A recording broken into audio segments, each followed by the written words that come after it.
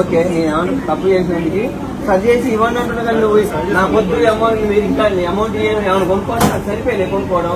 నేను కొనుక్కునే నువ్వు చెప్పేది. రీసెంట్ గా ఇన్స్టాగ్రామ్ లో యూట్యూబ్ లో ట్రెండ్ అవుతుందంటే Vishal mart security guard jobs అనమాట.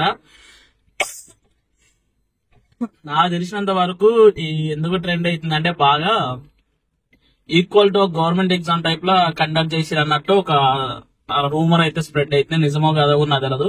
తెలిసిన వాళ్ళు కామెంట్ సెక్షన్ లో కామెంట్ చేయండి.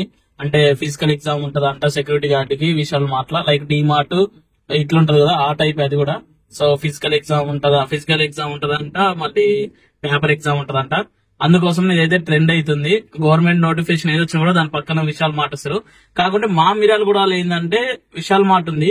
నేను హైదరాబాద్ లో నాకు తెలిసి మోసాపేట ఏరియాలో ఒకటి ఉంది.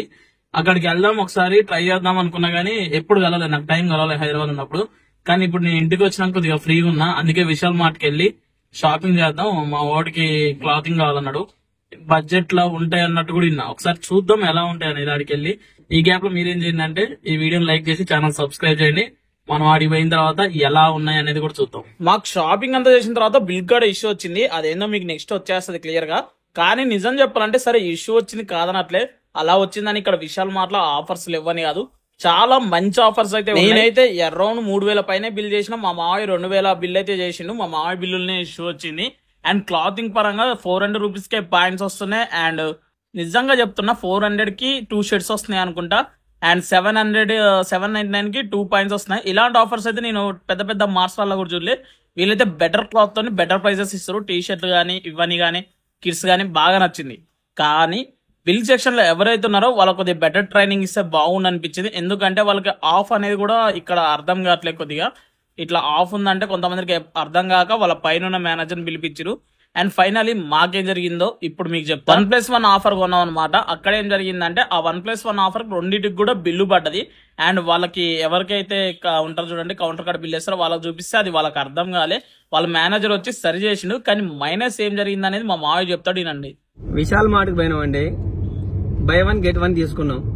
తీసుకున్న తర్వాత ఏమైందంటే వాళ్ళు by 1 get 1 law double bill వేసారు. 149, 449 ఒక బిల్ వేయాల్సింది 2 బిల్లులు వేసినాక థమ్స్అప్లు కొన్నాం.